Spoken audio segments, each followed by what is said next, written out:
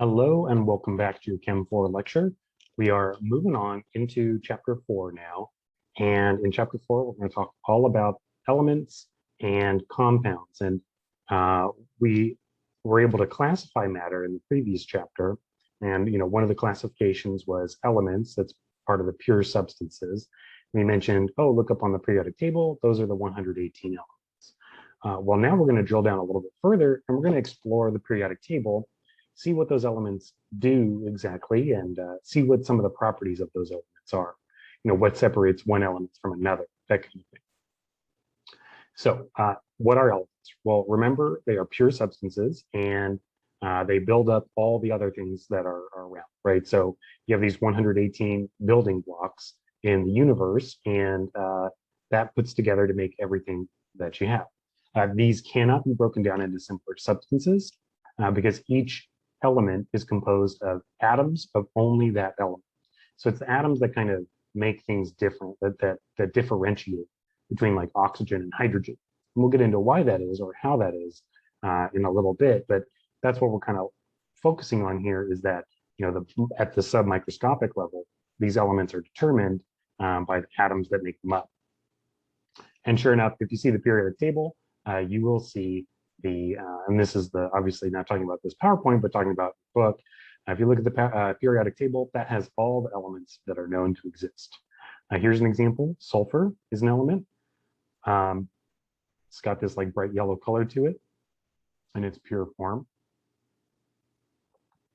So you look at the periodic table. Where's my periodic table? Oh, we're going too far. Okay, I guess I should have the periodic table, just kind of like emphasize it here. But one thing you'll notice is that we have two different things to understand about each element. We have the name of the element, and then we have its symbol. The name could be anything, but usually it's just a one-word name, and then it's followed by a symbol that represents it. And the symbol is, usually one letter, sometimes two letters, and then there's these temporary three-letter symbols that sometimes you see towards the end of the periodic table. We'll talk about that later, but so it's always going to be a one or two letter symbol. Now, some of them are pretty obvious, right? So uranium is named after the planet Uranus, and its symbol is U because it starts with the letter U. Simple enough, right? Now, this is a mess up here. Titanium, this is actually, it should be TI here. I got to fix this here real quick.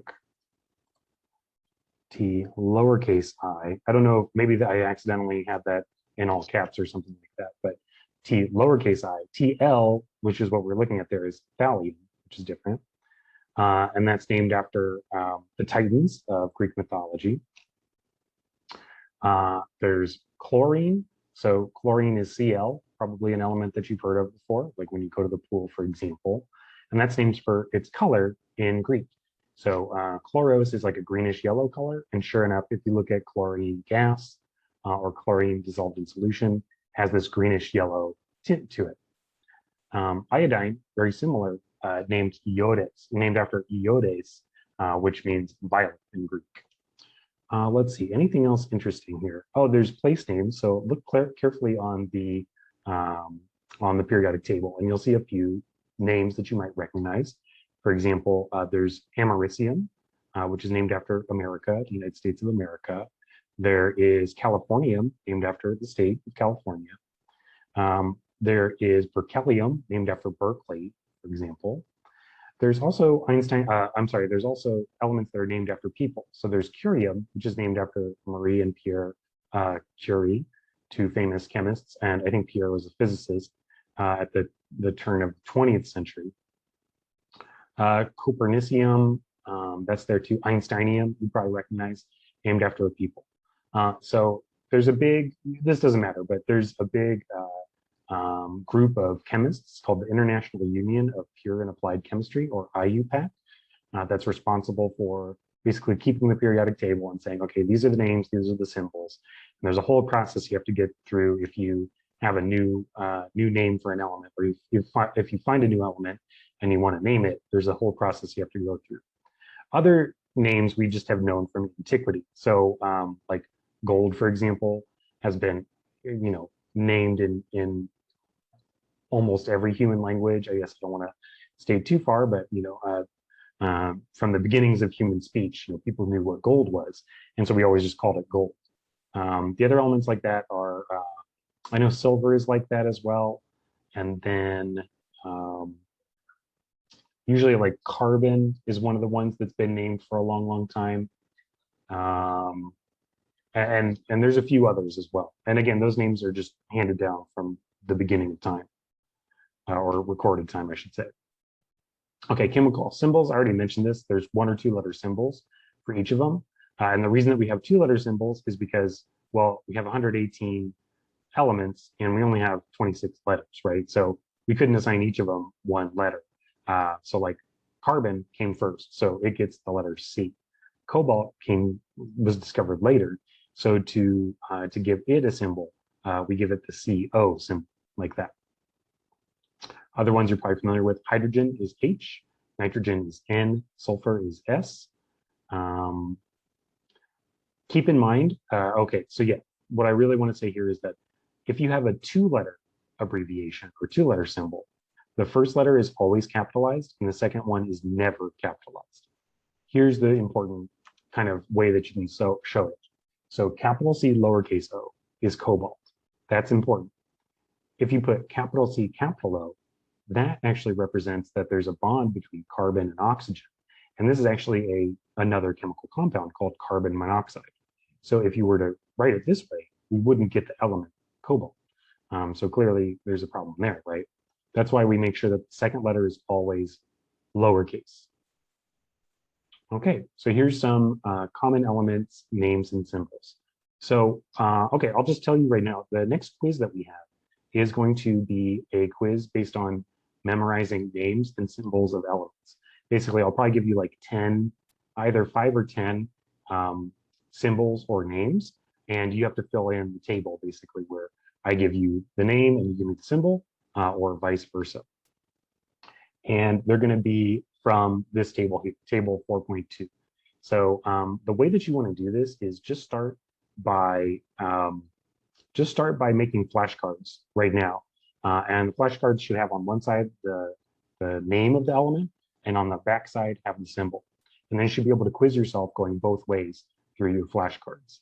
I'll see if I can make an online quiz, I guess, that you could, online flashcards that you could use. I'll look into that and see if I can do that for you relatively easily and see if that would help. Oh yeah, some older element names here. So copper, for example, is abbreviated as Cu, which is annoying, but again, that comes from the Latin name cuprum, because again, copper is a metal that's been known for a long time. Ferrum for iron. So that's why iron is abbreviated as Fe, again, known from antiquity. Plumbum as well. Lead was used for plumbing in ancient Rome.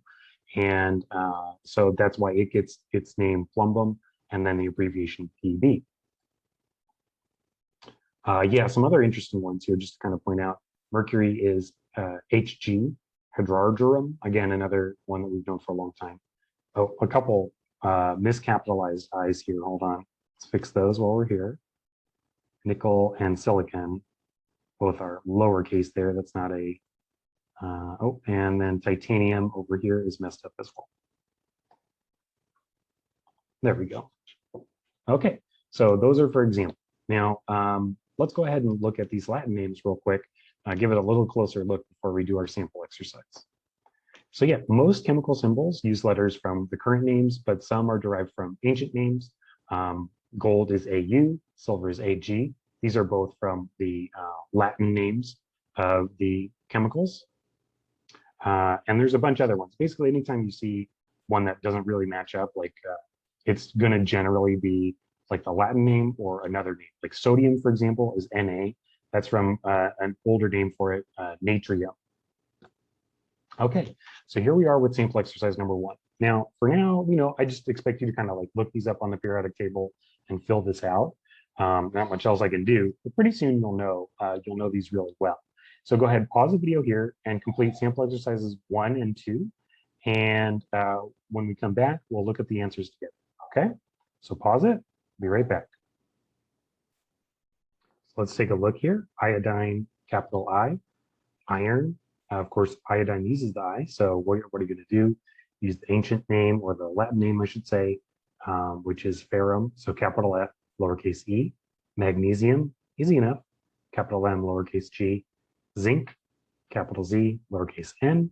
Lithium, capital L, lowercase I. All right, and now sample exercise number 2. If you didn't get a chance to do that, go ahead, pause the video now. Otherwise, we're just going to go through the symbols, turning them into names. Remember, this is what your quiz is going to look like, is sample exercise 1 and 2 when we meet again. Okay, so P is for phosphorus, AR for argon, manganese, Mn, sorry, is manganese, Be, beryllium, and then K is potassium, or calcium. Again, kind of an ancient name for potassium.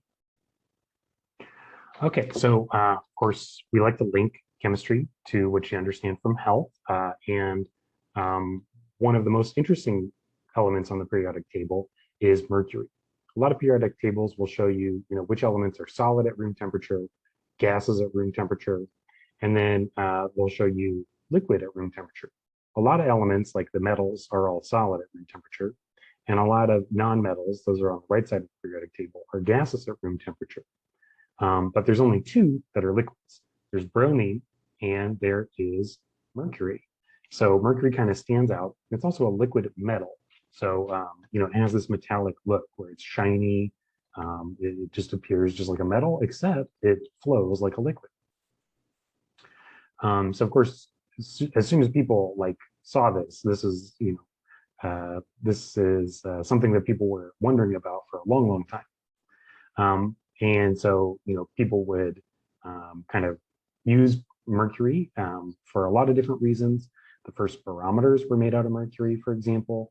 And it's still a common way that you can make a barometer or a thermometer. But there's a few problems with it. Namely, if it vaporizes, and it does just a little bit at room temperature, you can inhale it, and it's extremely toxic. It can get in through your skin.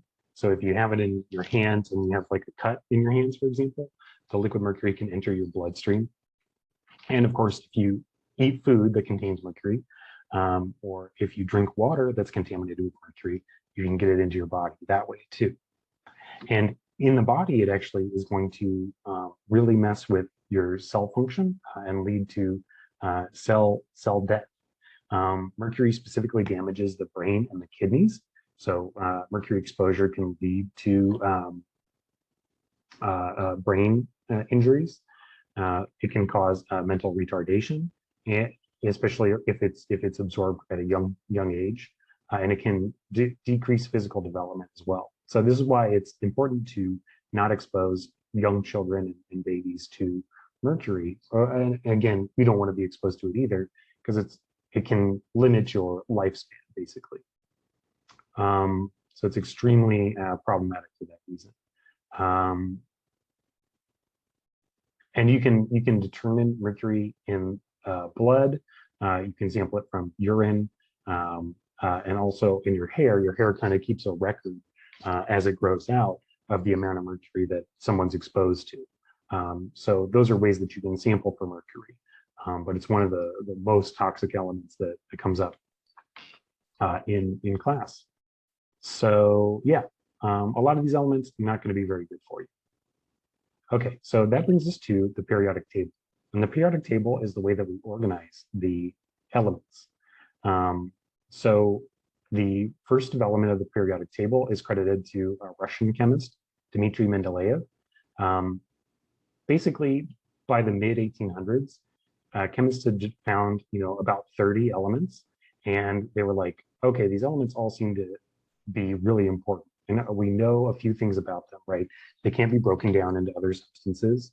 We know that they combine to form other substances, and but they have very different properties, right? Like people had isolated hydrogen and they'd isolated oxygen, and just 2 gases, clear to look at, but very different properties. And then if you combine them together, you could form water. So people kind of knew that we had these elements, but they didn't know how they were connected to each other. And Dmitry Mendeleev didn't either, but what he did do is he made basically a card game.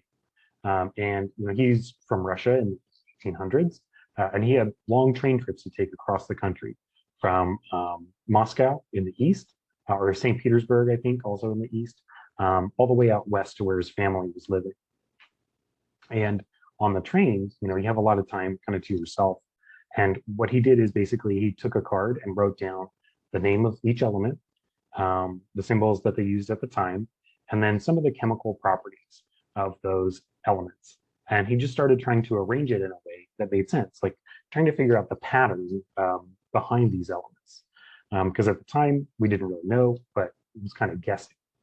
And what he realized is if he ordered it in terms of increasing weight at the time, and then every so often repeated, you would end up with columns of elements that had very similar chemical properties. Like, for example, you could have oxygen, and then right below it would be sulfur. And this makes sense because if you combine calcium and oxygen or calcium and sulfur, they always combine in a 1-to-1 ratio. And that's something that they knew. Same thing with chlorine and bromine. If you take calcium and combine it with chlorine, you get a 1-to-2 ratio. Same thing with calcium and bromine is a 1-to-2 ratio for reasons we'll talk about in the future. So he noticed if he did this and repeated it every so often, what we say periodically, this organization made sense as a way to put the elements all together. And that is what led to this M. Now, I said earlier that he arranged them by molecular or atomic weight, excuse me. Now, that's as much as we knew at the time. That's not the case anymore. What we'll find out now is that they're organized in terms of increasing number of protons in the nucleus. But of course, no one knew about protons at the time, so can't really fault him for that. Okay, so this is the periodic table. Again, I'm sure you've seen this before. We're going to talk a lot about its structure. We happen to be at a particular moment in time where we've completed this row here, row number 7, or period 7, all the way to element 118, and all of these have been named. But if you look at any older periodic tables, or if you have an older textbook, you might be missing some of these down here. These down here have been recently created in labs, and then recently named again by the IU pack that we were talking about before. Okay, so let's talk about the structure of the periodic table. The columns are what we call groups or families. And these columns are special because elements that are in the same column tend to have similar properties, chemical properties specifically. The periods are the rows, horizontal rows. And as we go up across the row, we're increasing the number of protons in the nucleus of each atom by 1 as we go. So period 1 is the first row, and it only has 2 elements. There's hydrogen and there's helium. Then periods 2 and 3 each have 8 elements. So lithium, beryllium, boron, carbon, nitrogen, oxygen, fluorine, neon. Then we repeat to period 3. And in the first one, we have sodium. Sodium very similar to lithium. Then magnesium, aluminum, silicon, phosphorus, sulfur, chlorine, argon. And each of these follows that basically, so lithium and sodium are in the same group, and they have very similar chemical properties. Magnesium and beryllium as well. Aluminum, boron to some extent, carbon and silicon, nitrogen and phosphorus, oxygen and sulfur, fluorine and chlorine, and then neon and argon. And that carries down as we increase the number of periods as well. So there's 2 different ways that we write the group numbers. So if we go back to the periodic table here, there's 2 different ways that we number it. Either we number the groups from 1 to 18, just straight across. And while that seems simple enough, it actually, it's not going to be as helpful or as useful as the other way that we're going to teach you how to number it, which is the A and B numbering scheme. Now, we don't even worry about the B's down here. These are the transition elements. We're not going to talk very much about them this semester. But the A's, this is what matters up here. These are what we call the representative elements. And it's the first 2 columns and then the last 6 columns. So if you start from the left, it's 1A, then 2A with group 2. Then skip all the way to number 13. That's group 3A, then 4A, then 5A, 6A, 7A, and 8A. And it sounds complicated, but the reason that we want to use those as the group names is that it's just extremely useful way for reasons that we're about to talk about. Yeah, so the A is 1A to 8A, and that's for what we call the main group or representative elements. Here we go. This is what I was looking for here. Okay, so 1A and 2A are on the left side, that's part of the representative elements, and then 3A through 8A on the right side, also part of the representative elements. Okay, now some of them have common names. So group 1A is collectively known as alkali metals. This is lithium, sodium, potassium, etc. The reason these are all kind of together is that they'll form +1 ions. So that's useful. They form +1 ions. They're in group 1A. And for example, sodium chloride, NaCl, lithium chloride, LiCl, potassium chloride, KCl. So it's always a 1-to-1 ratio when it mixes there. Next up, we have the alkaline earth metals, which includes like magnesium and calcium and strontium. And these are in the group 2A. So this is what we call the alkaline earth metals, is group 2A. Then we skip all the way to the other side. On the very far side, we have group 8A. These are known as the noble gases. So starting with helium, neon, argon, etc. These all are very special for a particular reason, is that they don't form chemical bonds. Almost every other element on the periodic table is going to want to form one or more chemical bonds, but these are very difficult to get to bond. If we put it in very high pressure situations with very reactive other elements, we can make them make compounds. But overall, it's like helium just wants to be helium. It wants to be all by itself. They're also gases, so that also matters. That's why we call them the noble gases. Noble because they don't affiliate with the rest of the elements, and then gases because they're all gas in the gas state at room temperature. And then right next to that is the halogens. So fluorine, chlorine, bromine, iodine. These are the halogens, and these are really important because they're very important negative ions that we have in our bodies. We have fluoride, we have chloride, and bromide, all form important parts of our systems. Okay, so here we go. Going through the groups, we have group 1A, which is the alkali metals. Again, I mentioned it's just that whole column: lithium, sodium, potassium, rubidium, cesium, and francium.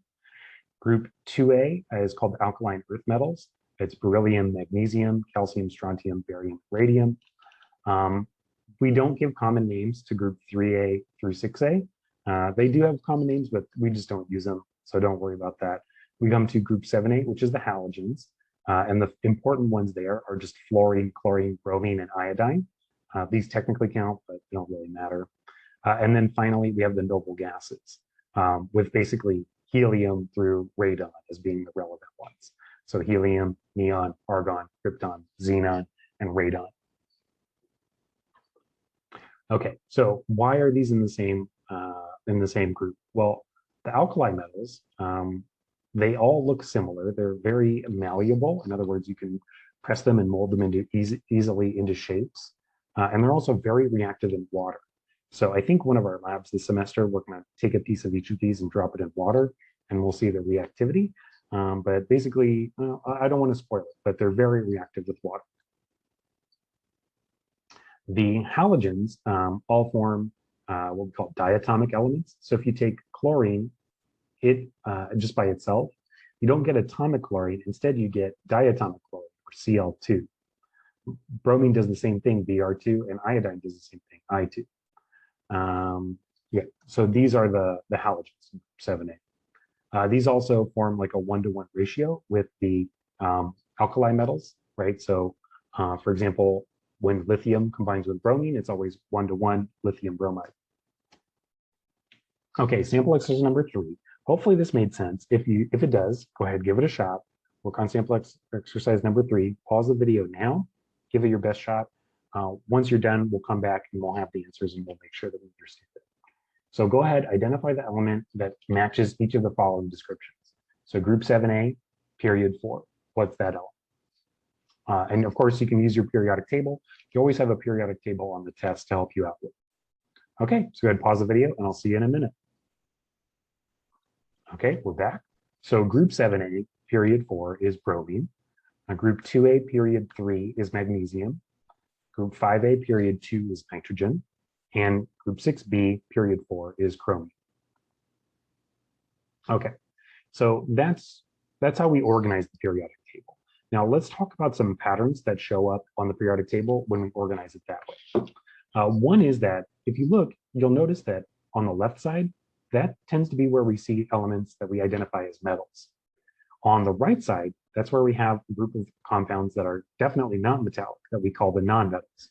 And then right along this line in between, we have a group of compounds that in some ways behaves like a metal, but in other ways behaves like a non-metal. So that's what we call the metalloids or the semi-metals. So metals are on the left side, non-metals are on the right, and then the metalloids are this zigzag line here that's often shown very clearly on the periodic table. Note the zigzag line doesn't contain aluminum here. Aluminum behaves as a metal, so we consider it just a metal. So what makes the difference between metallic or what's a metal and what's a non-metal? Well, things that are metals, you probably kind of understand this already. Metals are shiny solids, right? So at room temperature, you expect a metal to be shiny, and it is a solid. Copper, gold, silver, all good examples of this. We have two new words here that we're going to define. We have ductile. Metals tend to be ductile. That means that they can be shaped easily into wires.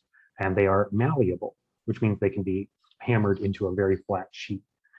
Gold, for example, is so malleable that you can hammer it into a sheet that's about 4 atoms thick, and it still maintains its structure. You still see it as a gold leaf, basically.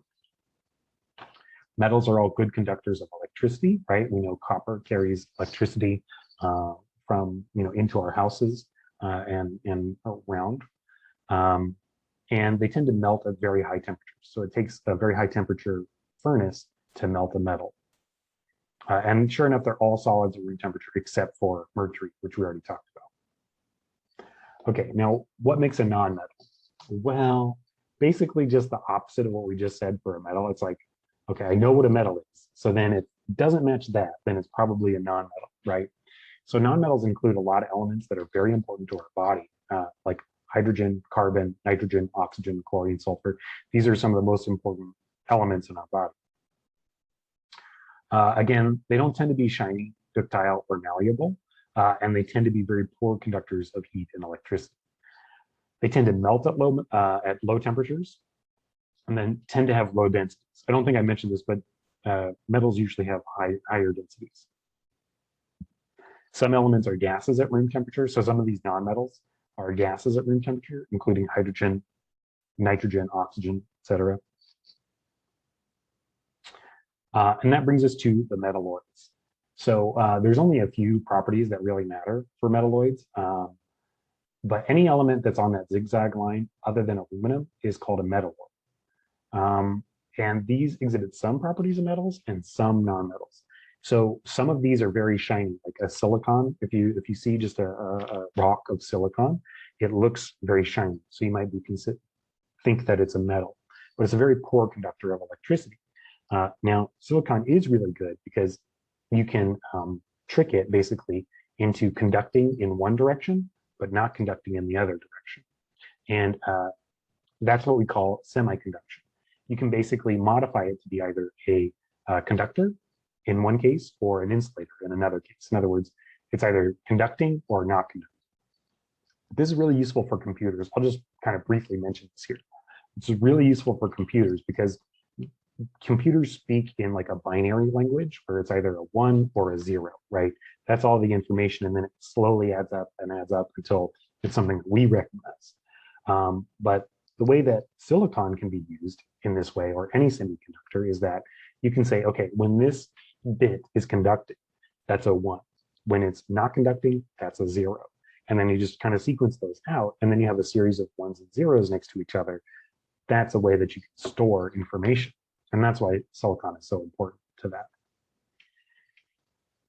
Okay, so like looking at these characteristics. So we have silver as our representative metal, antimony, which is Sb, as our metalloid, and then sulfur as our non-metal. So silver is a shiny silver metal, right? Antimony is blue-gray, but it's also shiny. And then sulfur is a dull yellow color. That's one of the first element that we had on the first slide there. Silver is extremely ductile, right? You can draw it into a wire very easily. Forms nice jewelry, right? Like earrings and whatnot. Antimony, though, if you try to shape it, it's actually very brittle. And the same is true with sulfur. And we know silver is malleable. You can make very thin sheets with it. But antimony and sulfur will both break when they do. A few other things to note here. So sulfur has a low density of 2.1 gram per milliliter. Silver density 10.5 grams per milliliter. Antimony right in the middle, 6.7 grams per milliliter. And then note the melting points here as well. The melting point of silver is very high. It's near 1,000 degrees Celsius. Sulfur, relatively low, 113 degrees Celsius, right? Just above the boiling point of water. And then antimony, just kind of intermediate, 630 degrees Celsius. Okay, so sample exercise number 4, go ahead and identify these elements as metal, non-metal, or metal. Again, you'll have your periodic table with you, so always you can use your periodic table, refer to that, answer the question, pause the video. When we come back, we'll have the answers up. So go ahead, pause.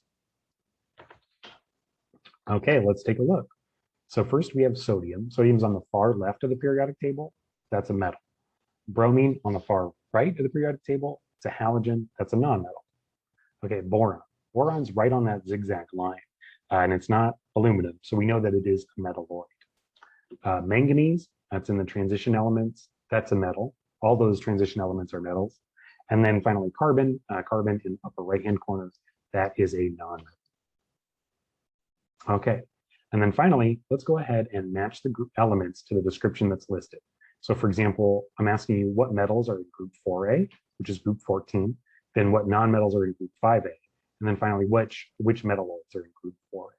So go ahead and pause the video one more time and answer the question, and when you come back, we'll have the answer. So go ahead, pause, and we're back. So the metals in group 4A, that's tin and lead, right, which are both below carbon and silicon, which are the non-metal and then metalloid. There's 2 non-metals in group 5A, which is nitrogen and phosphorus. And then finally, the metalloids in group 4A are silicon and germanium. Oh yeah, so I forgot to mention, I forgot there's this section here kind of linking you to health. So all of this is to say, there's 118 elements that we know, but about 20 of them are essential for our survival. So the survival of the human body. And in fact, 4 of them make up about 96% of our meds. That's oxygen, hydrogen, carbon, and nitrogen. Now you probably already know that the body is like mostly water, right?